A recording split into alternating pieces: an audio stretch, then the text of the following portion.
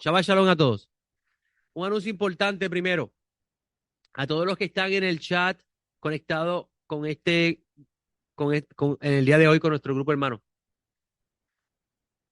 Si usted quiere recibir a través de WhatsApp los escritos de la parashá, apunte este número de teléfono y escríbame a este número de teléfono por WhatsApp y yo lo incluyo en el grupo. No me diste el número de teléfono porque se me va a olvidar. Escríbame en el grupo, escríbame a través de WhatsApp. Me interesa, More, estar en el chat y yo lo incluyo.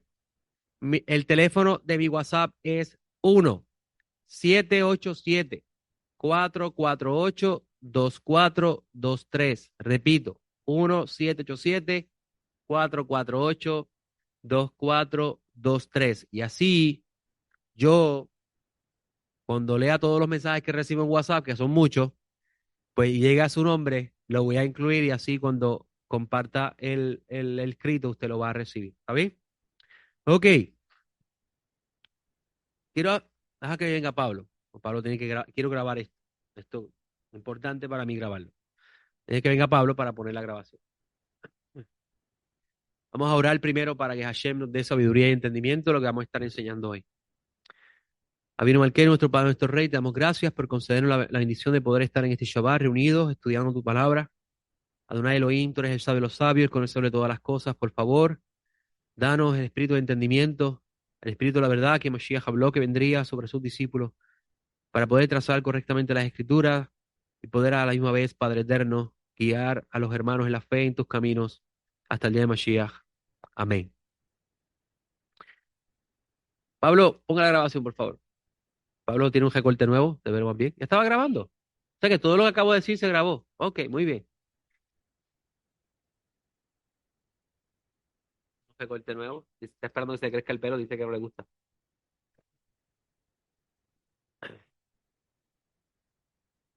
No, el número no lo pongo por ahí. El número se lo comparto en audio y usted lo, eh, lo escribe. 1787-448-2423. Ok, Shabbat Shalom.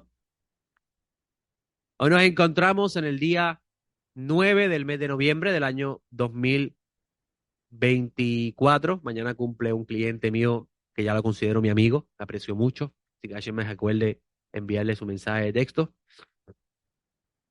La porción número 3 es la que estudiamos esta semana, la porción titulada Lej Lejá. Se encuentra en Génesis 12:1 al 17:27 y termina en Isaías 40:27, 41:16. Es la de los profetas. Y en los escritos nazarenos leemos Juan 8:51 al 58. Y quiero hacer un comentario sobre este texto de Juan 8:51 al 58. Una de las cosas interesantes que usted lee del Evangelio de Juan es que Yeshua habla y nadie lo entiende. Eso lo he dicho muchas veces. Yeshua, hasta los propios discípulos, Yeshua está en la cena de Pesaj y empieza a hablar y entonces ellos dicen, estás hablando en alegoría, no entendemos y después ellos dicen, ahora dejó de hablar en alegoría.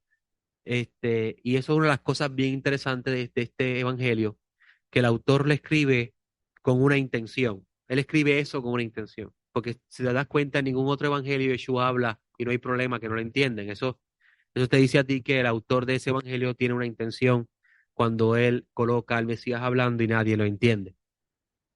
Hasta el propio Nicodemo, que lamentablemente pues se juzga mal a Nicodemo y dicen, mira, mira cómo eran los fariseos, que ni tan siquiera Nicodemo entendía lo que Yeshua estaba diciendo y eso es bien lamentable que se expresen así, porque en el evangelio de Juan nadie entiende a Yeshua ni sus discípulos. Y usted se debe preguntar, ¿por qué fue escrito así? ¿Por qué Juan decidió escribir este evangelio poniendo al Mesías a hablar y nadie lo entiende? La respuesta está en la introducción del evangelio. En la introducción del evangelio, su autor presenta al Mesías como la encarnación de la sabiduría de Dios. ¿Ok? Y siendo él la encarnación de la sabiduría de Dios, para poder entender la sabiduría de Dios, hay que hacer la voluntad de Dios. Y si haces la voluntad de Dios, entonces la sabiduría será entendida. ¿Y qué era hacer la voluntad de Dios en el lenguaje del segundo templo? Guardar sus mandamientos. Guardar los mandamientos de Dios era sinónimo a hacer la voluntad de Dios.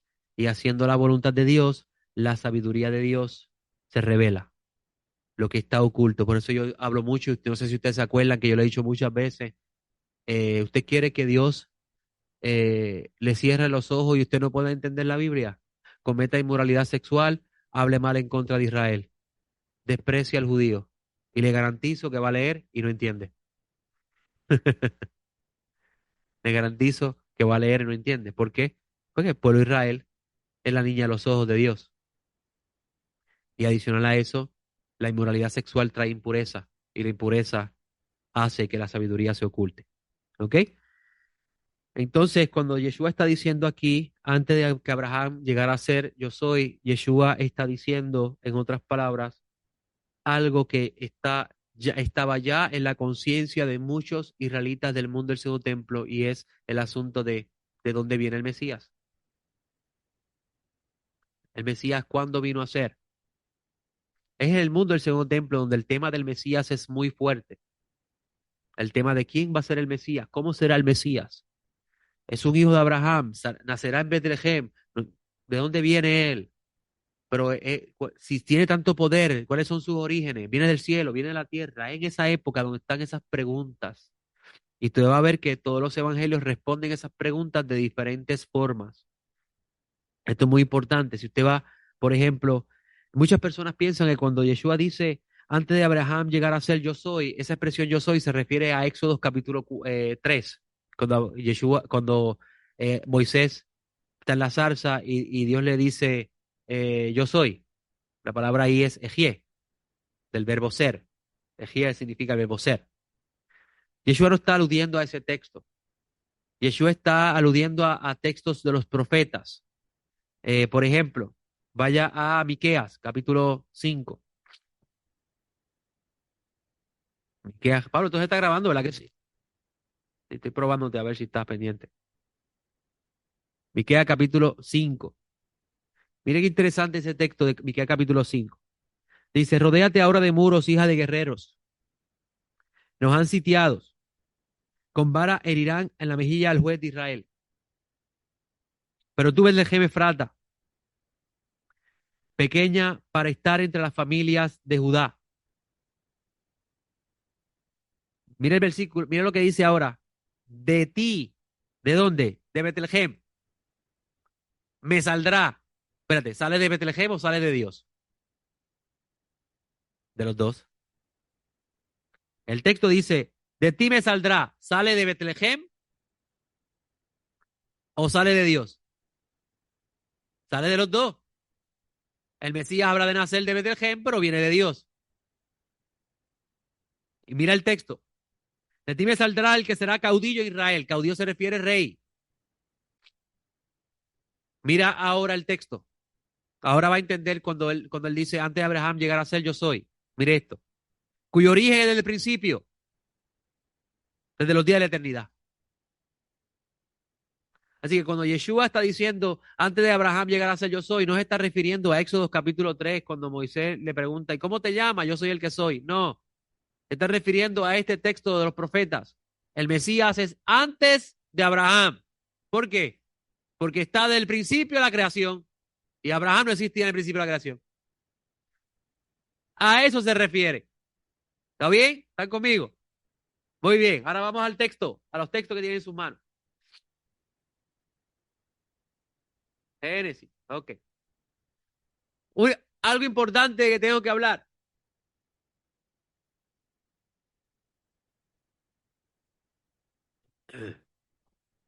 Cuando Adán, el primer humano, cayó, cuando Adán cayó, Adán, mi pana Adán, cuando lo vea, cuando Adán cayó, me acuerdo en la universidad un sacerdote que decía, ¿y cómo vamos a saber en el cielo quién es Adán y quién es Eva? Y todo el mundo se queda así en el salón de clase, en la universidad, mirando, y él dice, los que no tienen ombligo. Está cómico eso, pero es cierto, tenía Adán con ombligo o no. Ombligo es una cicatriz que dice que tú, sí, el ombligo es la única cicatriz que tiene el cuerpo, que es producto de tú estar en el vientre de tu madre alimentándose. Adán no tiene ombligo.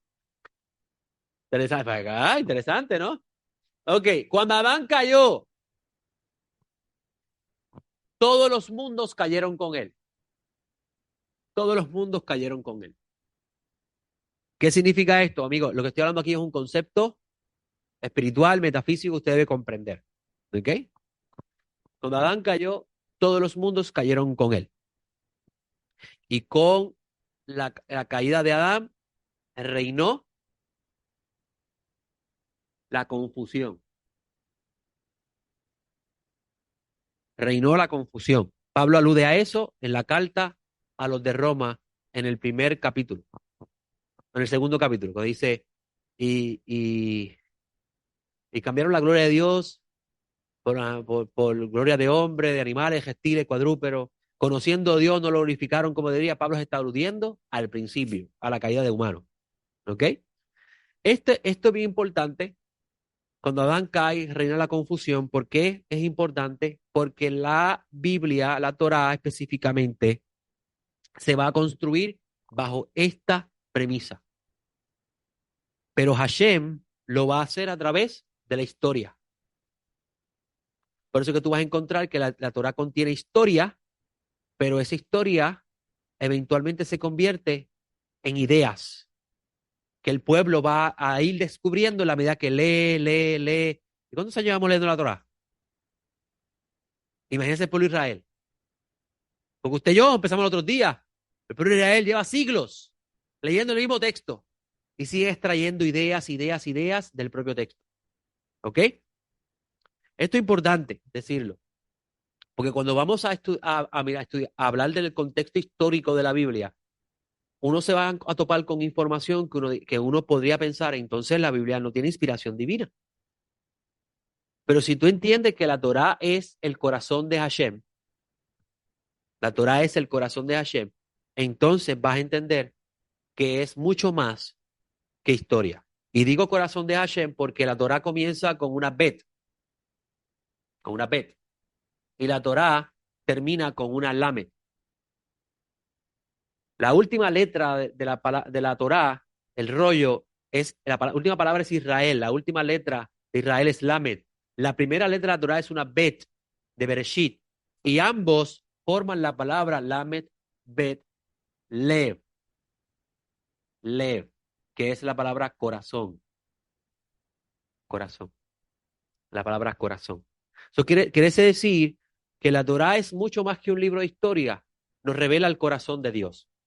Mire, sonando esto, reprenda al diablo. Ok, ahora cómo lo paro. Ahí está. Ok. La Torá es el corazón de Hashem. Pero la Torá se construye en una historia. Una historia que para los antiguos tenía un significado, para los del tiempo del segundo templo tenía otro significado y eventualmente se ha ido desarrollando ese significado. ¿Ok? Y eso nosotros tenemos que saberlo. Por eso es que le decimos que cuando Adán cayó, reinó la confusión. ¿Por qué? Porque con la caída de Adán comienza la ignorancia. La ignorancia. Pablo de Tarso incluso dice, hablando en el tiempo del segundo templo, a un grupo de gentiles, Dios permitió que ustedes los gentiles andaran en la ignorancia. Pero ya se acabó eso. Entonces tú también vas al caso de Moisés. Moisés dice que Dios le asignó a las naciones unos dioses, el sol, la luna, las estrellas, los astros. En su ignorancia asignó esos dioses. Pero entonces viene la pregunta, ¿por qué Hashem hace eso? ¿Y qué busca la Torah enseñarnos con eso? Eso te enseña que el humano siempre ha tenido necesidad de conectarse con un ser mayor que él, que está en su naturaleza. Porque Hashem así se lo puso. Y le asignó a las naciones el culto a otros dioses en lo que Israel maduraba. para hablar de Dios. Por eso es que aprendiendo estas cosas, yo soy muy cuidadoso para hablar de quién se va para el infierno y, y quién va al cielo después de eso. ¿Está bien? Soy muy cuidadoso en decir eso, porque obviamente, si Hashem es el que hace que las naciones anden en su ignorancia, ¿cómo también las vas a condenar al infierno? No tiene sentido, ¿verdad? Ahora, ¿por qué les traigo esto?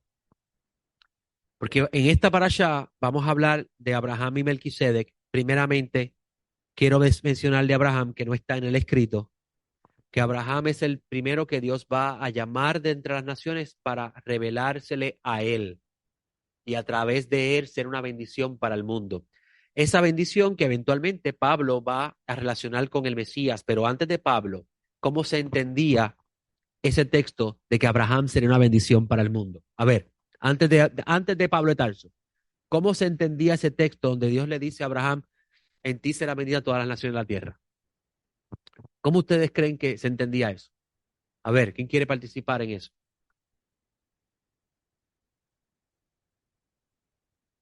¿Cómo? Pablo dice que la bendición de la cual Dios le habla a Abraham, en ti será bendita todas las naciones de la tierra, en tu simiente será bendita todas las naciones de la tierra. Pablo de Tarso dice que ese texto se refiere al Mesías, pero antes de Pablo, ¿cómo se entendía ese texto?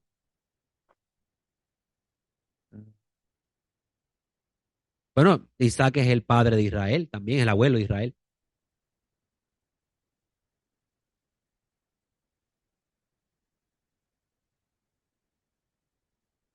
Te voy a decir dónde Moisés lo pone. Moisés lo coloca en Deuteronomio de esta forma. Y cuando las naciones vean la sabiduría de este pueblo, dirán, cuán sabio es este pueblo, que tiene unos preceptos buenos y unas leyes y un Dios tan cerca. O sea, el antiguo israelita entendía que la bendición de la simiente de Abraham sería Israel. ¿Ok? Pero cuando llegamos al mundo del segundo templo, Pablo hace algo diferente. Pablo ve que la bendición es el Mesías. ¿Por qué? Porque los profetas comienzan a hablar, después de Moisés, de que Dios restauraría la caída de Israel y también bendeciría el mundo a través de ese que vendría a ser caudillo de Israel. El texto lo acabamos de leer, de Miqueas.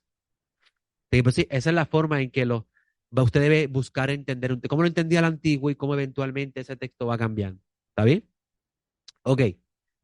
Ahora vamos a hablar de Melquisedec. Melquisedec. ¿Quién es Melquisedec? Melquisedec, el texto dice que era el rey de Salem. Eh, pero es interesante la figura de Melquisedec, porque Melquisedec nadie sabe quién es. Eso lo lee usted en hebreo. Pero ¿quién era originalmente el Melquisedec? Vamos a leer. Vamos aquí a las notas. Ups, discúlpeme. Génesis 14, 17 al 20 dice, después que regresó tras derrotar a Kedor Laomer y a los reyes que estaban con él, el rey de Sodoma salió a su encuentro en el valle de Sabé, que es el valle del rey. Pero Melquisedec, el rey de Salem, sacerdote del Dios Altísimo, sacó pan y vino. ¿Dónde es Salem? Históricamente hablando, tenemos a Salem como Jerusalén luego eventualmente. ¿Ok? Jerusalén es una palabra compuesta de dos palabras. Yiru, ciudad, Salem, de la raíz de paz. Shalem, Shalem, de Shalom. Yiru, Shalem, ciudad de paz. Eso es lo que significa Jerusalén. ¿Ok? Antes de llamarse Jerusalén, se llamaba Jerusalem.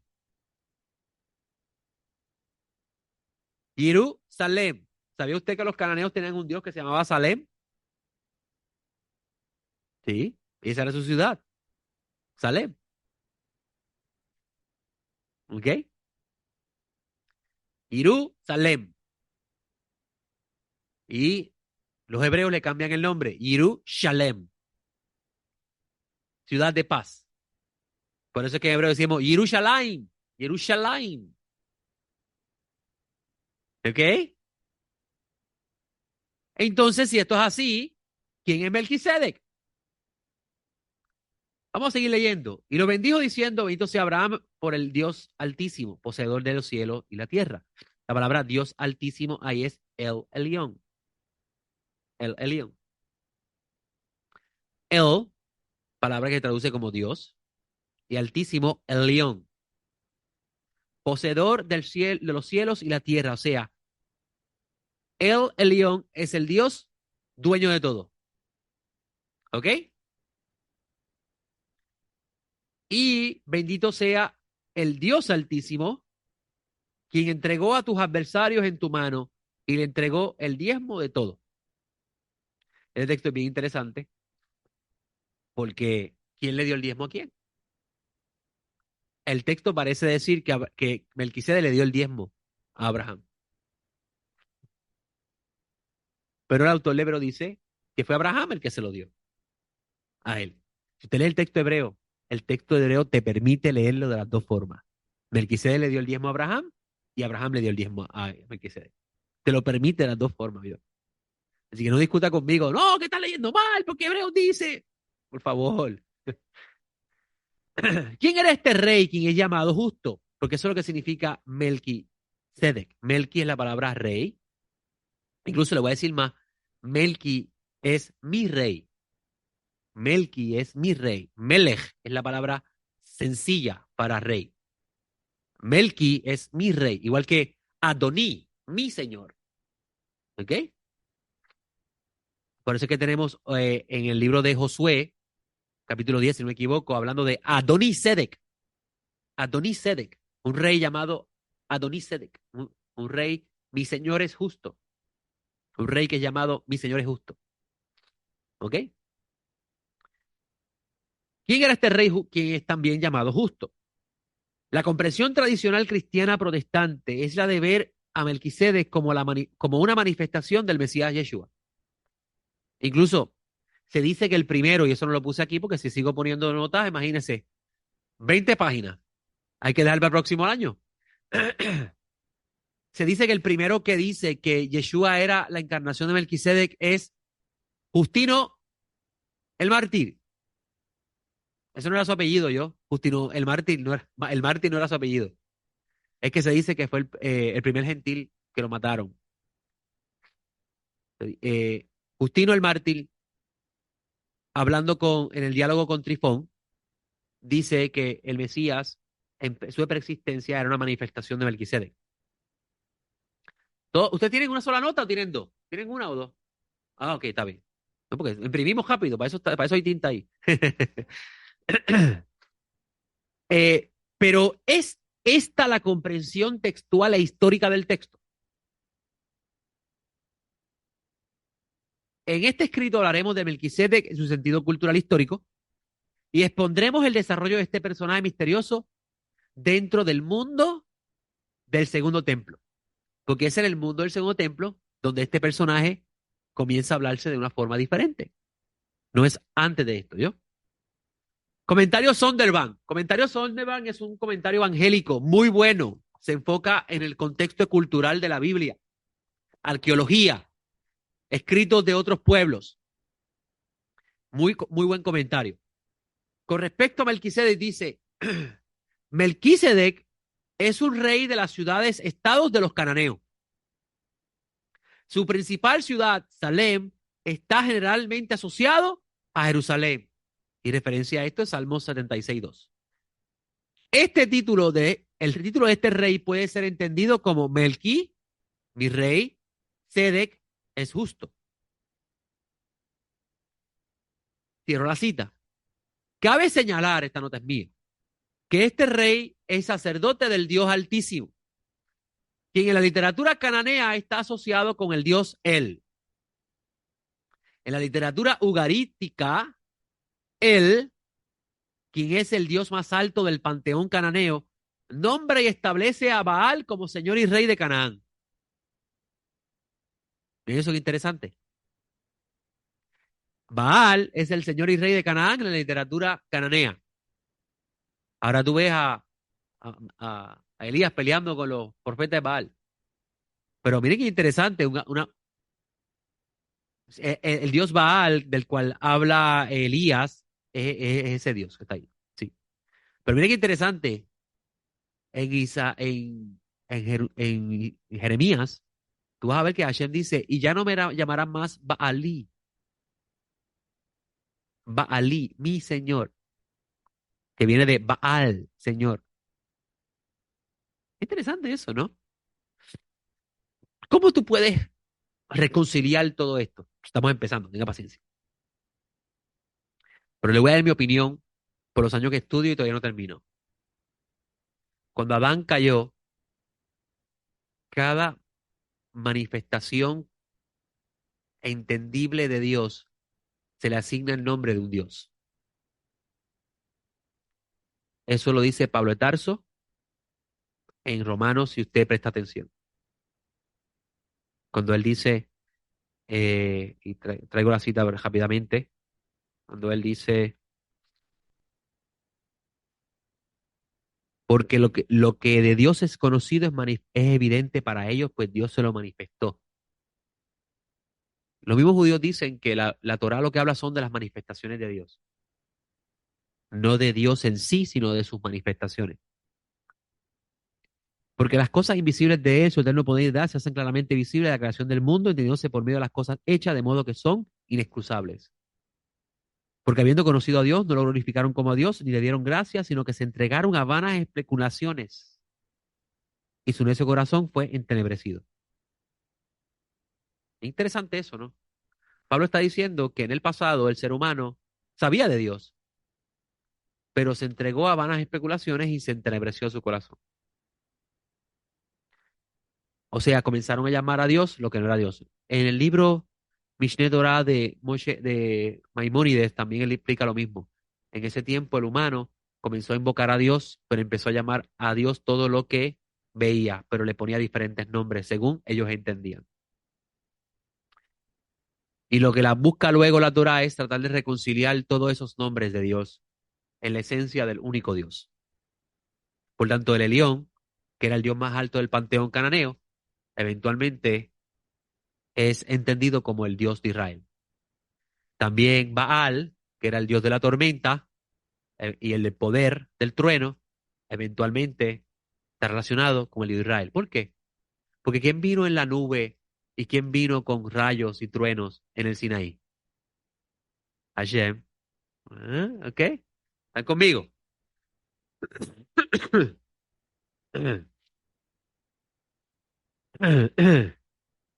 Si tomamos en cuenta el texto en su sentido simple, podemos notar el juego de títulos dentro del texto y su adjudicación.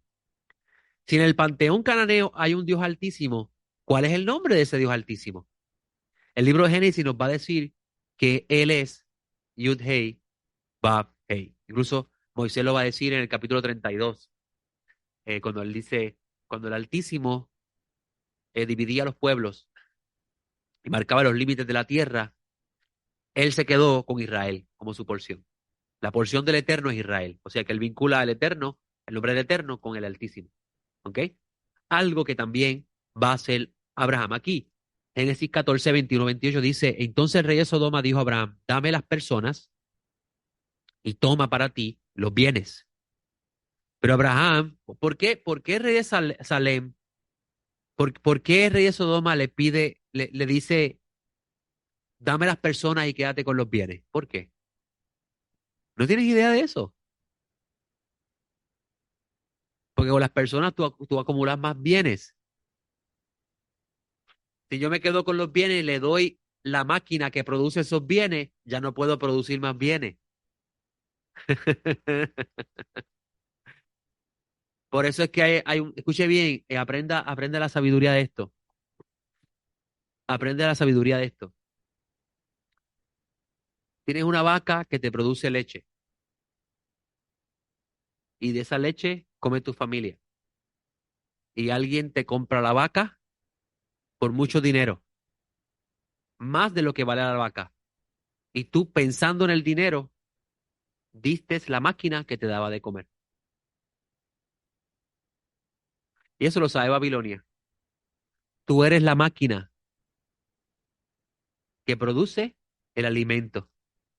Por eso es que Hashem dice, Moshe dice, Dios es el que te da fuerza para que tengas éxito. Entonces, cuando tú te esclavizas para otro, estás desgastando tu fuerza para otro para recibir una paga. Por eso es que el judío siempre aspira a ser dueño de su propio negocio. Y eso yo se lo he dicho a mi hijo hasta el cansancio. Aspira a tener, ser tu propio jefe. Porque el día que tú eres dueño de tu propio negocio, no eres esclavo de nadie. ¿Alguien iba a decir algo por ahí? Eso.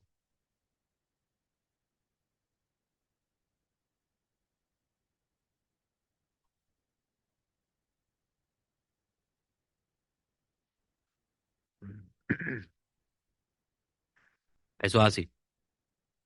Diga usted.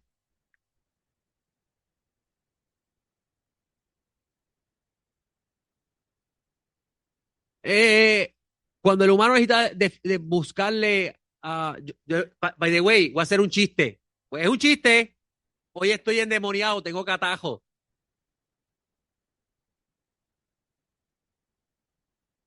En el mundo antiguo, una enfermedad se consideraba ser atacado por un demonio.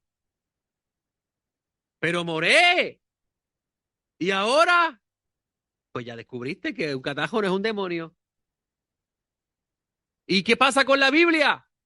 Son humanos hablando dentro de su realidad y lo que usted tiene que es tratar de buscar la sabiduría que hay detrás. ¿Por qué nos enfermamos? Porque tenemos dentro de nuestro ecosistema algo extraño que se entra en nosotros y nos daña.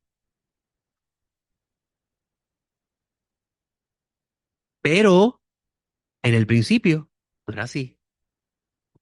Así que con la caída de Adán entró al mundo también las enfermedades. Entonces, en vez de estar reprendiendo al demonio del catajo, hidrátese bien, tome vitamina C, mucho china, haga gálgaras con ahora y eventualmente te vas a curar. Ah, pues entonces anulamos el poder del demonio. Lo anulamos. Para ti no existe ya, ¿sabes por qué? Porque aprendiste algo que los antiguos no sabían. Los antiguos estaban tratando de buscar el origen del mal, de dónde vienen las cosas que nos hacen daño. Y ahí donde tú vas a encontrar toda esa literatura. Pero lo que usted tiene que extraer es la luz detrás de eso. Pues tenemos que aprender que en el principio no era así. Y por eso el libro de Revelaciones dice que en la nueva creación no va a haber qué? Enfermedad, dolor, llanto, muerte. No hay catajo. ¡Fuera, catajo! Y entonces, si usted aprendió eso aquí hoy, lo captó, don Genaro y doña María, que ustedes son los más nuevos de nosotros, usted ha alcanzado una sabiduría superior a los demás y tiene el deber ahora de transmitir. ¿Ok? Porque el tesoro no se puede quedar con él. Ok. eh, pero Abraham respondió al rey de Sodoma, versículo 22. He alzado mi mano al Eterno, el Dios Altísimo. Mira, interesante. Melquisedec no menciona el nombre de Hashem. Melquisedec no menciona el nombre de Hashem, pero Abraham lo menciona. Ya la Torá empieza a decirnos que el Dios Altísimo que los cananeos tenían era Hashem, lo que pasa es que no lo sabían. ¿Entendido eso? Ah. Por eso es que yo le digo que va a haber un día donde usted va a saber, y sea pronto que lo sepa, que el Satán es simplemente un obrero, que a nuestros ojos parece que hace lo que quiere, pero Hashem sabe. Eso es como yo tener un niño y lo suelto en un espacio. Yo tengo a mis hijos, yo tengo a mi niña de 3 años caminando en un espacio bien reducido, ¿verdad? Más, yo usaré mi pejo. Yo tengo un pejo en mi patio atrás, que mi esposa ha cometido un gran error, que ahora lo saca a la marquesina y se acostumbró y ahora a las 5 de la mañana se para en la entrada del sliding door del patio llorando para que le abran la puerta. Y no para de llorar. ¡Ay! Y hasta que no lo saques a la marquesina, él no va a parar de llorar. Ese perro estaba en un espacio reducido, no sabía nada más. Un espacio grande, ¿eh? Pero ese era el espacio de él. Estaba acostumbrado a ese espacio, no se quejaba. Le di más espacio y se disfrutaba ese pedazo de espacio, pero ahora descubrió otro espacio y ahora quiere ese más todavía. Así somos nosotros y así debemos entender también la función del Satán. El Satán a nuestros ojos parece que anda suelto por ahí haciendo lo que da la gana, pero hay un rey arriba, uno más alto que él, que le fijó unos límites. Él no puede tocar tu alma, no puede tocar tu alma. Así que cuando tú escuchas una persona que dice, no, él le vendió su alma al diablo, él piensa que le vendió el alma al diablo. El alma es de Hashem. Él lo que le entregó fue su cuerpo. ¿Ok? ¿Está bien? Ok. Versículo 23. Que de todo lo que es tuyo no tomaré ni un hilo ni una correa de sandalia, para que no digas yo enriquecí a Abraham, con la sola excepción de lo que ha comido los jóvenes y la porción de Aner, Escol y Mamre, los hombres que vinieron conmigo, solo ellos tomarán su parte. Seguimos hablando de Melquisedec. La tradición rabínica que comienza a nacer a partir del año 200, después de la destrucción del segundo templo y la eventual ausencia de dominio fariseo y escribal de las sinagogas. Recuerde bien, los rabinos no eran los que dominaban la sinagoga del mundo del segundo templo, eran los fariseos. ¿Ok? Eh, Comentando sobre Melquisedec, ellos dicen que Shem, el hijo de Noah. Eso se encuentra en el Talmud Babli Nedarim 32b 6, dice Rabí Zeharia dijo en el nombre de Rabí Ismael, el santo bendito sea, quiso que el sacerdocio surgiera de Shem, porque sus hijos fueron para que sus hijos fueran sacerdotes, como está escrito, y Melquisedec, rey de Shalem, sacó pan y vino, y él era sacerdote del Dios Altísimo. Génesis 14:18. Una vez que Melquisedec, tradicionalmente identificado como Shem, colocó la bendición de Abraham antes de la bendición del Omnipotente, Omnipresente, hizo que el sacerdote surgiera de Abraham en particular y no de ningún otro descendiente de Shem. Lo que está diciendo la tradición rabínica aquí es que Shem es descendiente de Noah. Y esto lo utilizan, escuche bien, lo utilizan para explicar cómo Abraham, eventualmente Isaac y después Jacob se van a convertir en ministros de Dios. ¿Ok? El comentarista de la Torá del siglo XIII, conocido como Ramban, con N al final, hace el siguiente comentario con respecto al versículo 18 de este capítulo. Nachmanides dice, ese era su apellido, su papá se llamaba Nachmanides, Nachman, mejor dicho. Y Melquisedec, rey de Shalem, o rey de Salem. Esta es Jerusalén, como está dicho. En Salem está asentado su tabernáculo. En los días de Josué, su rey también se llamaba Adonisedec. Desde el tiempo inmemorial, las naciones sabían que este lugar, que era el más selecto de todos los lugares, está en el centro de la región habitada. O tal vez conocían su superioridad por tradición, es decir, que está exactamente enfrente del santuario celestial, donde habita la gloria divina del santo, bendito sea, que se llama Sedec, justicia. En Bereshit Rabá encontramos que Jerusalén se llama Sedec, continúa Nachmani diciendo, porque este lugar hace justo a sus habitantes. Interesante, ¿verdad? ¿Por qué? Porque Hashem va a hablar eventualmente a través de los profetas que la simiente santa será llamada simiente justa, árboles de justicia, ¿verdad que sí? Y son los árboles que reconstruyen el templo. ¿Sabían ustedes eso? Los árboles del que construyen el templo son del Líbano y son llamados árboles de justicia, plantados por Hashem. Y vas a ver que después en Revelaciones habla de Jerusalén, y los muros, los justos. ¿Va entendiendo? Ok. Y Melquisedec significa el señor de Sedec. Jerusalén se llama Sedec, como está dicho, Sedec justicia se alojó en ella. Nachmanides, siendo un rabino del siglo XIII, siguiendo la tradición talmúdica, hace esta interpretación del texto. Sin embargo, esta no es la única comprensión de ideas que tenía con respecto a este personaje misterioso. El siguiente texto, perteneciente a la época del Segundo Templo, que antes de Nachmanides, nos da una percepción de este personaje diferente en lo que respecta a su identidad. Incluimos en él el comentario del traductor del fragmento que pertenece a la biblioteca encontrada en las cuevas del desierto de Judea, cercano al Mar Muerto. Y la fuente que voy a estar citando ahora es un libro que yo poseo, que fue traducido por los profesores Wise, M.O. Abegg, M.G. Jr. y Cook. Los rollos de Mar Muerto, una nueva traducción, la página 591 de la casa editora Harper One. Este rollo es reconocido como el rollo de Melquisedec, 11Q13, es el nombre del fragmento. 11 se refiere a la cueva, Q, Qumran, y 13 el número del fragmento para efecto de identificación. ¿Ok?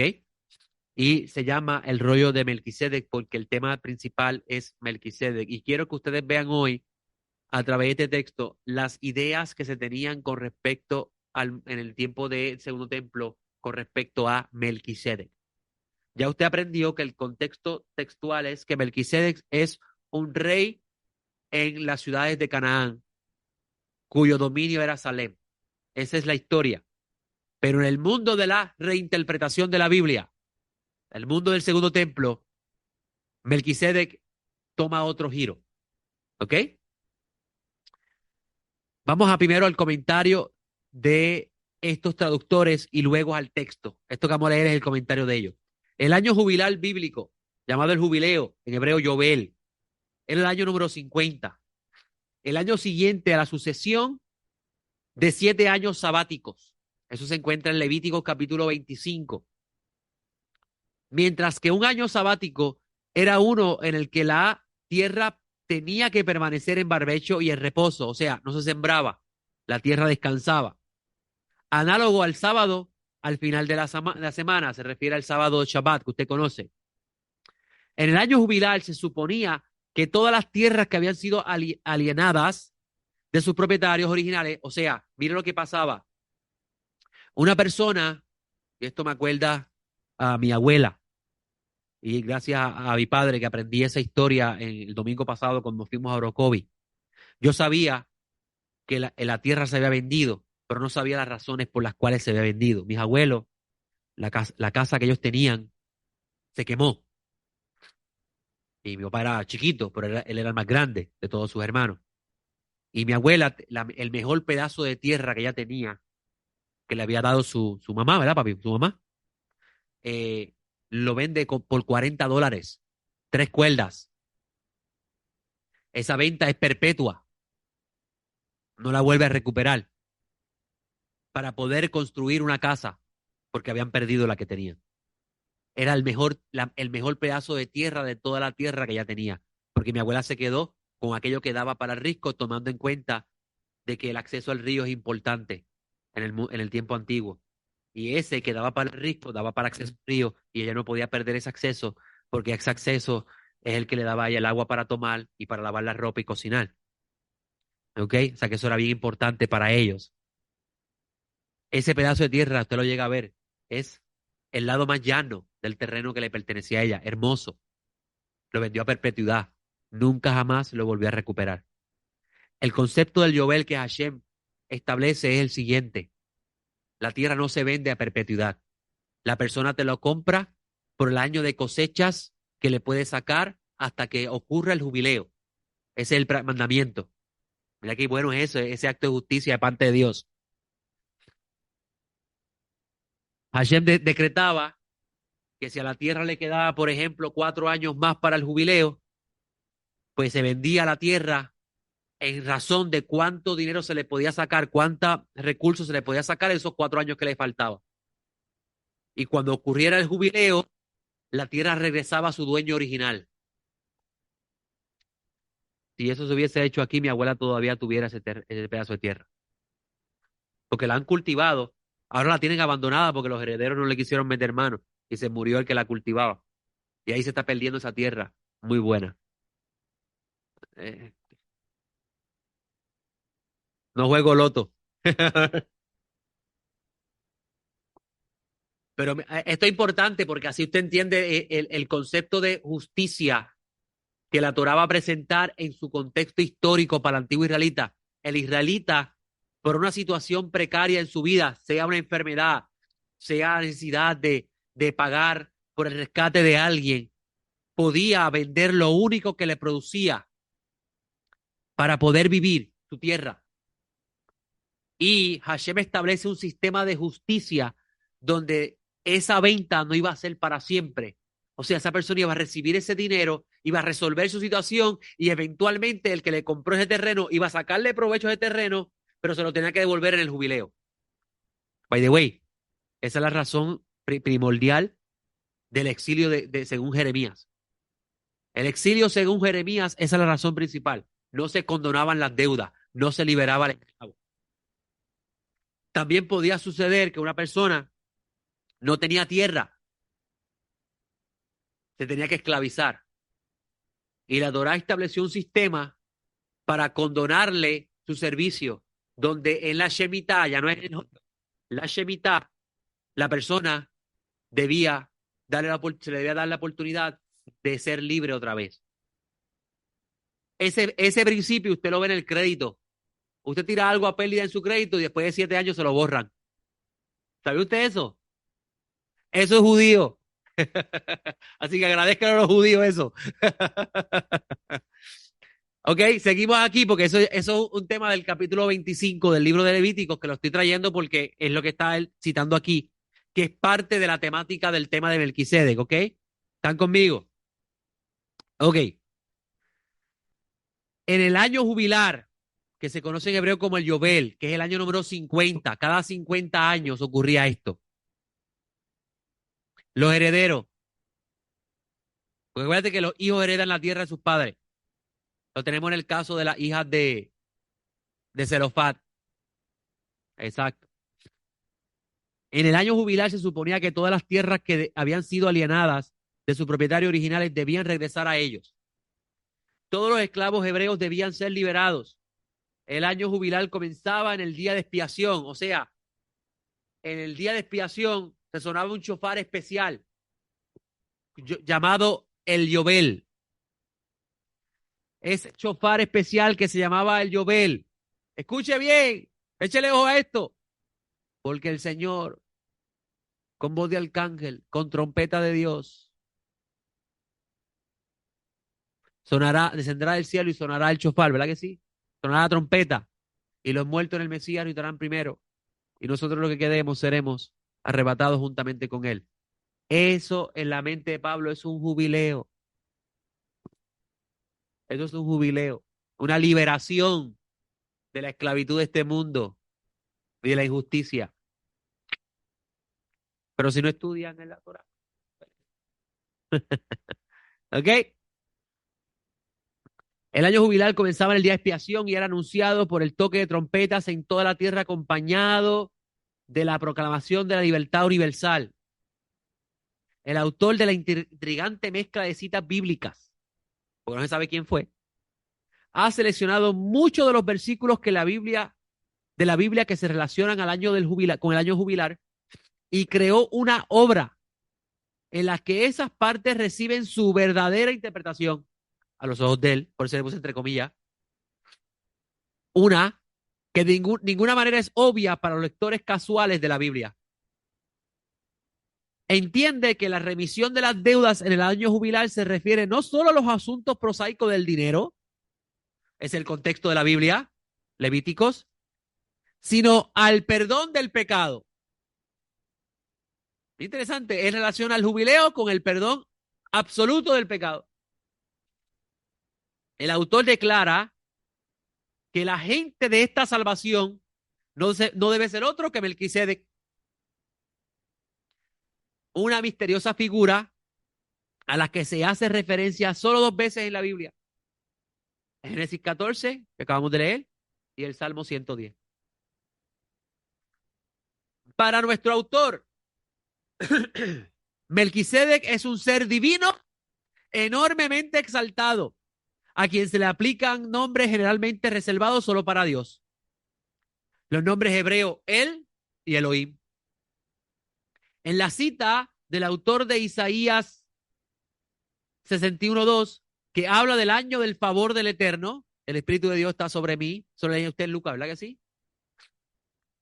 Melquisedec es sustituido incluso por el nombre del Eterno, del Santo, nombre santo del Israel. Si usted lee ese rollo, se va a sorprender. El rollo está traducido y es como el año favorable del Eterno. Él lo traduce como el año favorable de Melquisedec. Muy interesante, ¿no? Pero ¿a qué pertenece esto? Al mundo de la reinterpretación bíblica. Esto es importante. No venga ahora a decir, Abraham conoció a ese Melquisedec. No, no haga eso. Ese es el mundo de la reinterpretación bíblica. Melquisedec era un cananeo para Abraham. El rey de Salem, sacerdote del Dios Altísimo, en la cual Abraham afirma que el Dios Altísimo es Yud Hei Vav Hei. That's it. Pero en el mundo segundo templo, que empieza la reinterpretación de la Biblia, ahí empiezan a hablarse de otras cosas. ¿Está bien? ¿Están conmigo? Baruch Hashem. Aún más notablemente, se dice que Melquisedec expía los pecados de los justos y ejecuta el juicio sobre los malvados, acciones generalmente asociadas con Dios mismo. Por el poder de Melquisedec, el dominio en la tierra pasará de Satán, llamado aquí Belial. Así que si tú escuchas el término hijos de Belial en el mundo segundo templo, es hijo de Satán. Belial es un nombre que expresa función y habla de los descarriados, los rebeldes, los que se rebelan. ¿Ok? ¿Está bien conmigo aquí? A los hijos, a los justos hijos de la luz. Este último grupo constituye a aquellos que están predestinados a pertenecer al partido de Melquisedec. Partido no en el sentido político, yo. La congregación de los hijos de justicia. Estas personas escuchan el mensaje de una segunda figura descrita como el mensajero. El mensajero también designado como ungido del Espíritu, Mesías en hebreo. O sea, dicho en otras palabras, para el autor de esta obra exegética que vamos a estar leyendo ya mismito, se habla de dos Mesías. Y esto es importante porque si Juan el Bautista tuvo contacto con esta comunidad, entonces hace total sentido la razón por la cual Juan pregunte, ¿eres tú o esperamos a otro?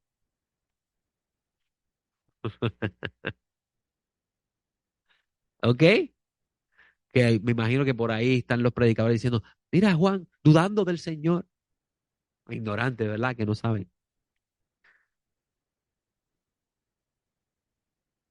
El Señor le cita unos textos y si miras es Isaías 61. En otras palabras, la visión de dos Mesías que tenían este grupo, Yeshua lo aclara a Juan como diciendo, yo soy el mismo. El Mesías que es cortado, adelante el texto, y el Mesías que viene como Melquisedec, rey justo. ¿Ok? Pero ya no hemos llegado ahí, ya me adelanté. Vamos a seguir leyendo, ok. Por eso es que y lo he dicho mucho en PAB, si no conoces el trasfondo, la literatura de esa época, no vas a entender lo que estás leyendo. ¿Ok? Y ahora hoy lo vas a ver más todavía. Es más, le garantizo que se le van a parar los pelos, porque cada vez que yo leo ese texto, se me paran los pelos. Dice, el mensajero también designado como ungido del Espíritu, Mesías hebreo, se concibe como un mensajero de Dios, con un mensaje que explica el curso de la historia, es decir, una declaración de cuándo llegará el fin y la enseñanza de las verdades de Dios. Esta figura, el ungido, muere en un evento que puede corresponder de alguna manera con la referencia de los textos a los periodos del jubileo. En muchos de los rollos, los periodos de jubileo no son solo tiempos de liberación, como se describe en la Biblia, sino también formas de controlar el tiempo. El texto presente aparentemente prevé un esquema en el cual la llegada de los últimos días se calcula por medio de estos periodos de jubileo. Gran parte de este texto notable sigue siendo misterioso y será necesaria una investigación adicional considerable para lograr una comprensión más real de sus ideas. La figura de Melquisedec, como se describe aquí, recuerda sorprendentemente la referencia al Nuevo Testamento a una figura celestial de ese nombre, un sumo sacerdote descrito de la siguiente manera: sin padre, sin madre, sin genealogía, sin principio de días ni fin de vida, pero como se asemeja al Hijo de Dios, sigue siendo sacerdote para siempre. Hebreos 7:3. Claramente Melquisedec fue un foco de poderosas imágenes salvíficas entre varios grupos judíos en el periodo de los rollos. Esa es la introducción del traductor. Ahora vamos a leer el texto, vamos a mirar el texto.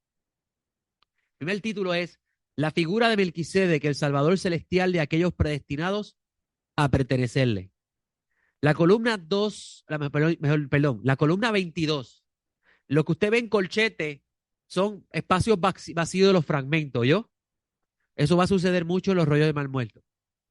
Y con respecto a lo que dice las escrituras, en este año de jubileo, cada uno de ustedes volverá a su propiedad, Levíticos 25:13. Y lo que también está escrito, y esta 3, la lectura 23, es la manera, o mejor dicho, 2:3, esta es la manera de la remisión. Todo acreedor remitirá el reclamo que se sostiene contra su vecino sin exigirlo de su vecino, que es miembro de la comunidad, porque la remisión de Dios ha sido proclamada, Deuteronomio 15:2. La interpretación, ahora viene la interpretación de esos dos textos. Recuerda que le dije, el mundo del segundo templo es el mundo de la interpretación de la Biblia. Aquí va, tienen un ejemplo de esto. La interpretación se aplica a los días de los últimos días. Si tú lees a Jeremías, Jeremías está hablando del jubileo y del castigo por no haberlo guardado en el tiempo de ellos. No está hablando de los últimos días, ¿verdad que no? Eso te dice que para el tiempo del segundo templo se comienza a reinterpretar la escritura. Y ya usted ve que él da una interpretación diferente a la de Jeremías. La interpretación se aplica a la de los últimos días y concierne a los cautivos, tal como dijo Isaías, proclamar el jubileo a los cautivos, Isaías 61:1. Y cuyos maestros han sido ocultados y guardados en secreto, incluso de la herencia de Melquisedec. ¿Quiénes son esos maestros? Los que van a enseñar el año de la revisión.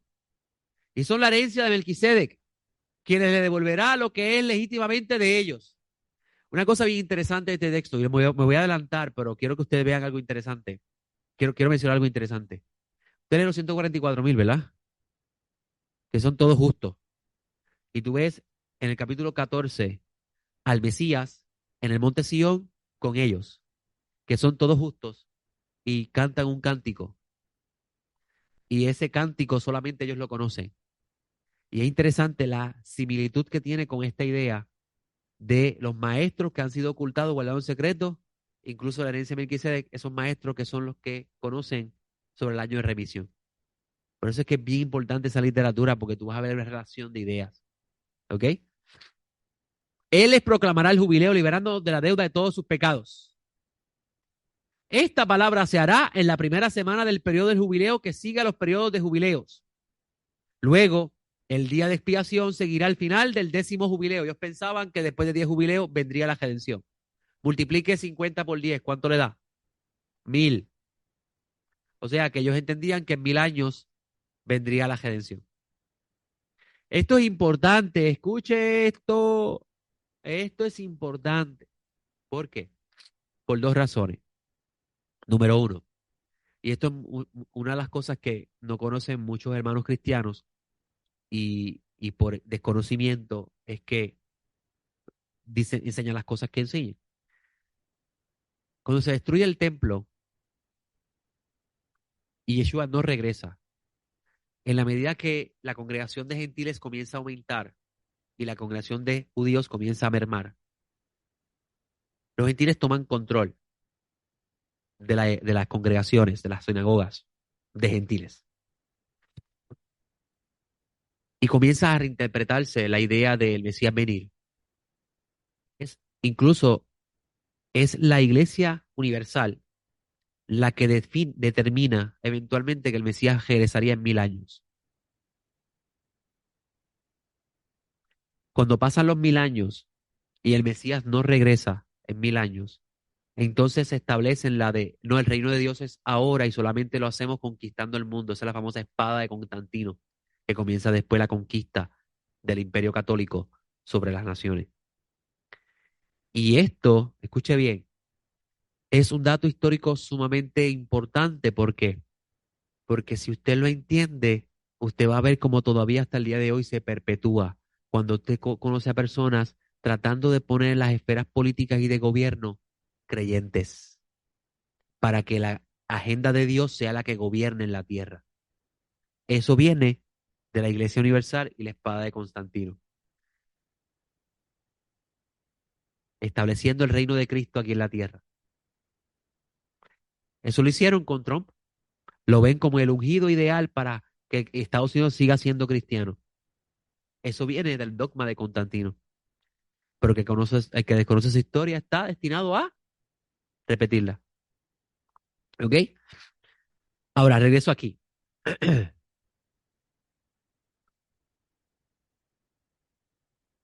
¿En qué lugar me quedé? A ver, el 8. Cuando espiará a todos los hijos de la luz y las personas predispuestas para Melquisedec. Este grupo eh, de judíos de esta época creían en la predestinación. ¿Oyó? Ellos decían, Hashem ya sabía quiénes eran los de él. Y es cierto, Hashem sabe quiénes son los de él. Pero aún así le dio la libertad a la persona de elegir. Y por eso cuando tú ves aquí que dice las personas predispuestas a Melquisedec son las personas predestinadas para Melquisedec. ¿Ok?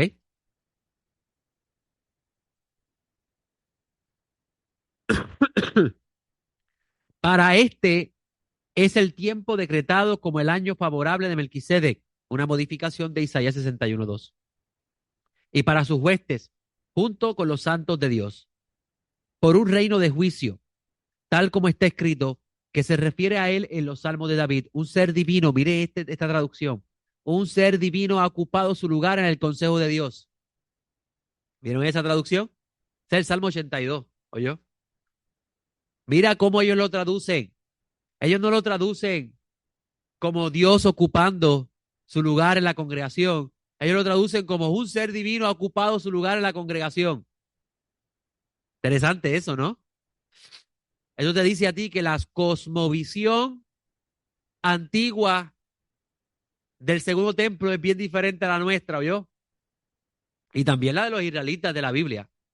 Porque el salmo que ellos citan es un salmo de Asaf. Ahí sí que lo tengo bien, de Asaf, donde habla de Dios sentarse en la asamblea de los dioses. ¿Ok? Esa cita ya la tengo aquí también, la van a ver ya mismito. Un ser divino ha ocupado su lugar en el consejo de Dios. En medio de los divinos seres tiene juicio. Ese es el Salmo 82:1. Las escrituras también se refieren a él. Sobre él toma asiento en el cielo más alto. Un ser divino juzgará a los pueblos. Estas ideas son sumamente importantes. ¿Por qué? Porque pertenece a un mundo donde se está hablando y especulando sobre el Mesías. ¿Quién es el Mesías? ¿Un humano que viene de la tierra o un ser divino que viene del cielo? ¿Entendido esto? ¿Ok? ¿Y qué opinan ustedes? ¿Viene del cielo o de la tierra? De los dos. De los dos, porque nace de David, de la tierra, y viene de Dios, del cielo. Es lo que dice el texto de Malaquías. En Betlehem, de ti saldrá, de ti me saldrá. De Betlehem, pero de mí. Adiós. ¿De mí o de Betlehem? ¿Ok? Ah. Un ser divino jugará a los pueblos. Con respecto a lo que la Escritura dice, ¿cuánto tiempo jugarás injustamente y mostrarás parcialidad con el malvado? Selah, citando al Salmo 82:2. Mira lo que él dice. ¿Cuál es la interpretación de esto? Interesante. Tú lees el Salmo de Asaf. Asaf está diciendo que Hashem se sienta con los dioses de las naciones y le dice, ven acá, ¿hasta cuándo te van a permitir que las naciones sigan siendo como son? Y Asaf dice que Dios va regaña a esos ángeles o a esos dioses de las naciones, que a los ojos de los israelitas son ángeles. Y le dice a ellos, mira lo que dice Asaf, le dice a ellos, ustedes van a morir como los seres humanos también. Pero el autor de este texto no lo ve así. Mira lo que él dice. Mira qué interesante. Dice, vamos a buscarlo otra vez.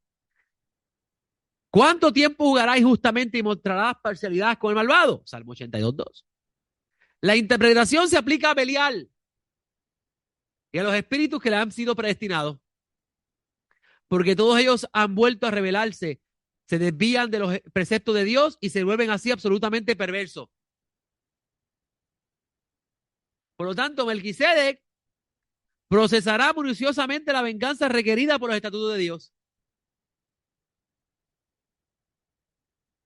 En ese día, él los librará del poder de Belial y del poder de todos los espíritus que le predestinen.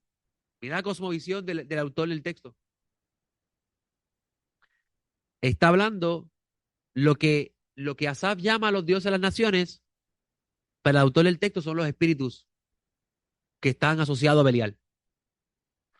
¿Dónde usted ve la misma idea de una persona que fue discípulo de Juan el Bautista? Revelaciones capítulo 12. Y estalló una queja en el cielo. Miguel y sus ángeles, Micael y sus ángeles, si es Micael, es de los hijos de la luz. Y Satán y sus ángeles, de los hijos de las tinieblas. Y fueron ellos lanzados a la tierra. Interesante, ¿no? De un autor, de un texto de un autor de una persona que fue discípulo de Juan el Bautista. Eso es importante que usted lo sepa. Cuando usted lee el Evangelio de Juan y vea al Evangelio de Juan hablando de luz y tinieblas, tiene que tener en cuenta que ese pensamiento es el trasfondo del grupo sectario de los reyes mal muertos, luz y tinieblas. Los hijos de la luz, los que guardan los caminos de Dios. Los hijos de las tinieblas, los que se les revelan a Dios. Interesante eso, ¿ok?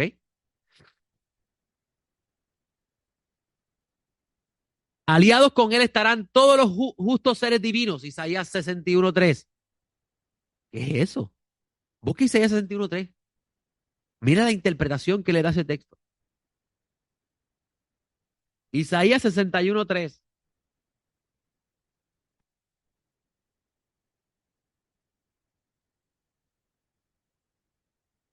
A comunicar la alegría a los que lloran, dándolos hermosura en lugar de ceniza y óleo de regocijo en lugar de lamento y el manto de alabanza en lugar de pesadumbre, para que sean llamados árboles de justicia plantados por el Eterno mismo, para que él sea glorificado. Todos los que están con Melquisedec serán también llamados seres divinos. Y cita Isaías 61:3. Entonces, escuche bien. Mire, mire, mire, mire, mire, mire, mire, mire. La batería. Cuando Pablo dice que seremos igual a la imagen del Hijo, está hablando de que todos los que están en el Mesías y lo esperan se convertirán también en divinos.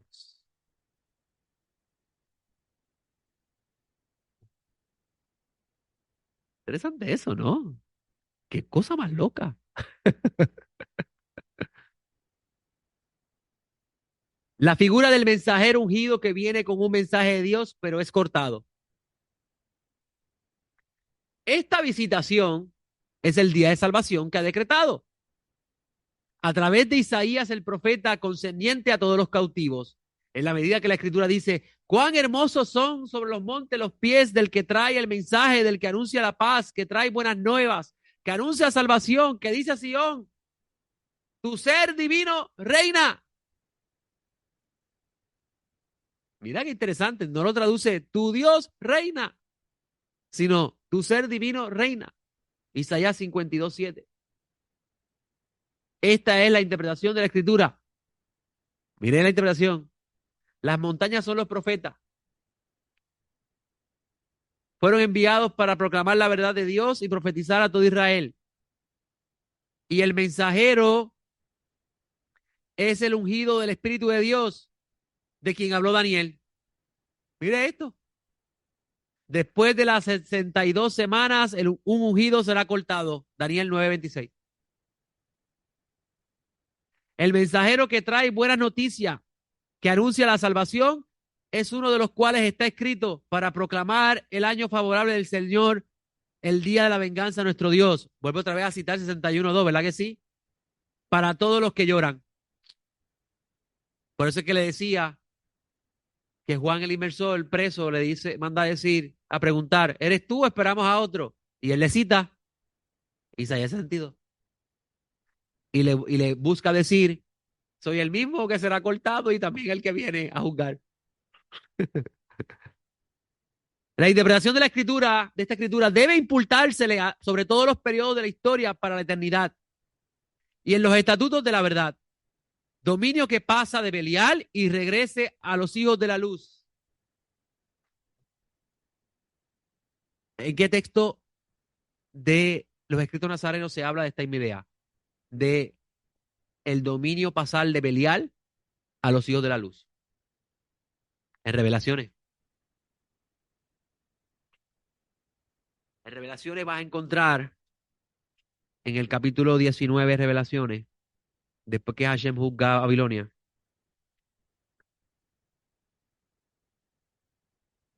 eh,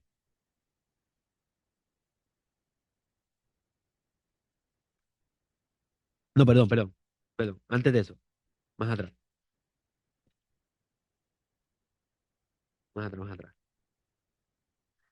El capítulo 11 de Revelaciones, versículo 15 dice, y el séptimo ángel tocó la trompeta, y hubo grandes voces en el cielo que decían, el reino del mundo ha llegado a ser de nuestro Dios y de su ungido, y reinará por los siglos de los siglos. Y los 24 ancianos que estaban sentados en sus tronos ante Dios, se postraron sobre sus tronos, sus rostros, y adoraron a Dios diciendo, te damos gracias por Señor Dios Todopoderoso, el que era, el que es, el que eres, el que eras, porque has tomado tu gran poder y asumiste el reino. ¿Cuándo ocurre eso? En la séptima trompeta. En la séptima trompeta. Entonces, viene una pregunta, don José. ¿Son 7 años de gran tribulación? ¿O podrían ser 7 periodos de 50? Podría ser 7 periodos de 50. 7 periodos de 50. Podría ser. ¿Por qué? Porque en el mundo del segundo templo se consideraba el jubileo como parte del conteo del tiempo. Y si esta trompeta está relacionado al día de la liberación, serían 7 periodos de 50, donde el último periodo de 50 sería la gran liberación final, tomando en cuenta que el autor de este texto de Melquisedec, que es del mismo periodo, está relacionando el jubileo con el reino de Dios. Podría ser, no lo sé, pero podría ser. ¿Ok? Seguimos aquí. ¿Dónde me quedé? 23. Por el juicio de Dios, por el juicio de Dios, tal como está escrito con respecto a él, quien le dice a Sión, tu ser divino reina. Isaías 52:7. Sión es la congregación de todos los hijos de justicia que defienden el pacto y se apartan de andar en el camino del pueblo. Tu ser divino es Melquisedec, quien lo liberará del poder de Belial. Interesante esto, ¿no? Ellos están viendo a Melquisedec como un ser divino.